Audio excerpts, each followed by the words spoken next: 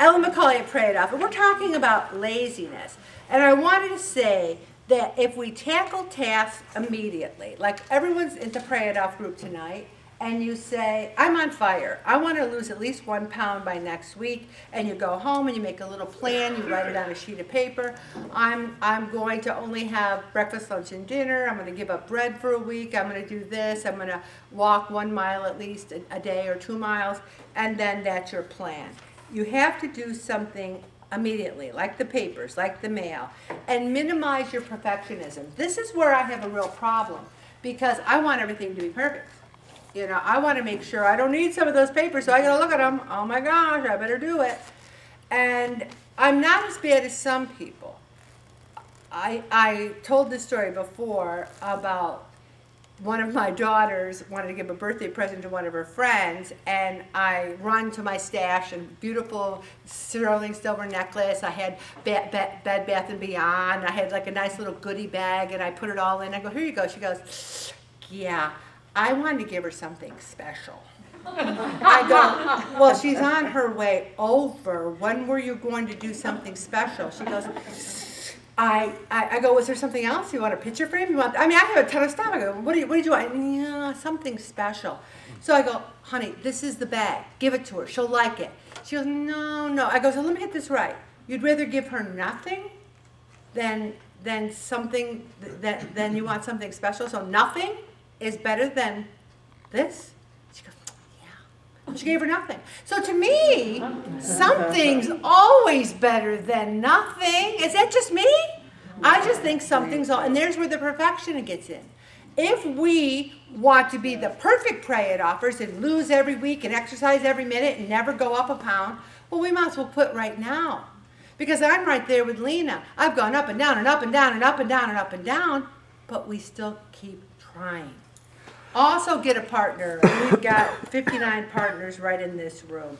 Also, I told you about helping my niece with her house and organizing. Nothing like helping somebody else. I bet you if you guys came over and helped me with those papers, we'd be through them in no time. You'd be like, you don't need these, Ellen. Boom, boom, boom. Also, surround yourself with motivated people. Have I ever come here on a Thursday night and said, you know what, as I look out in this room, you're all a bunch of losers who will never lose weight, so I'm out of here. I have never said that, have I, Mary Ellen? In 15 years, I've never said it. I always say we can do it, we can do it, we can do it. Also, incorporate some high pumping, and again, my Fitbit, do I want to marry it? Yes, I do.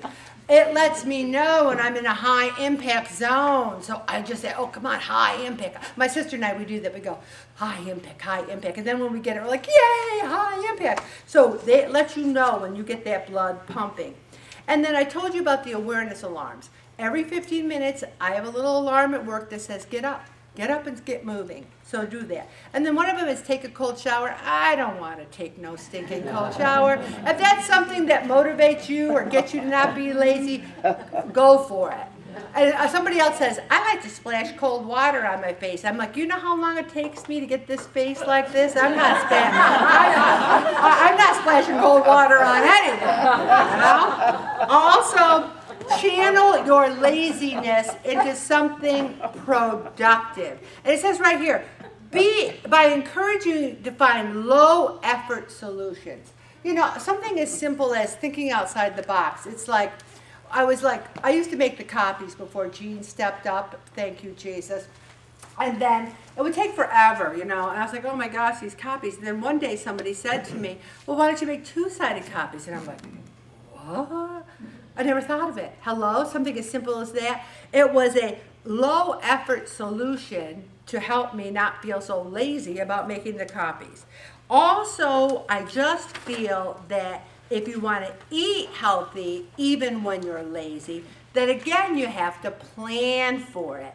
Bob and I, how hard is it? Friday night, we sit there and go, what do you want? And we say, I'm sick of chicken. How about pulled pork? It's the other white meat in the crock pot. We don't put a ton of barbecue sauce on it. We don't do anything to it but put spices, and it's delicious. Plus those spaghetti squash recipes, they're just so many different ones.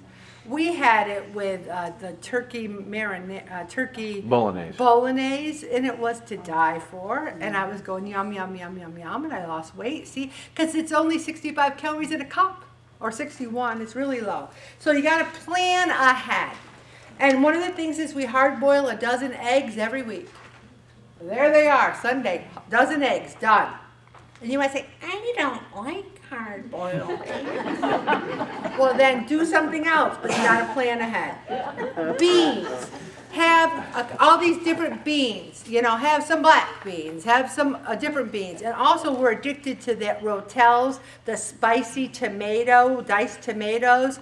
We love it. We put some Rotels on it, right? I mean, it just makes everything taste so much better. And if you don't like spice, I don't like spice. Don't have it. But, you know, the thing is, plan ahead. Hummus. You know, if that's something, I get a little triggery with hummus. It's like I start eating hummus, I'm like, this is good, this is good. If something's triggery, don't do it. Also, you know, pesto, leafy greens. You know, we always have spinach on hand. We always have lettuce on hand. How can you make a salad if you don't have vegetables? Fresh and frozen vegetables and berries. I don't go for canned vegetables or canned fruit. Too much sodium, too much salt. Also, I don't go for even tuna fish. We rinse. We rinse our tuna fish to get the sodium off of it. Also, we always have packages of cauliflower rice. And one of the cauliflower rice we want to marry and have children with is the cauliflower rice with diced sweet potatoes already mixed in. I probably shouldn't tell you about it because you'll go and buy it and I'll have trouble finding it. But it's delicious. It's delicious. So where do we get it? Where'd you get it? Price Chopper, right? Everywhere. Everywhere sells it. Okay. Yep. Yep. It's frozen, yeah.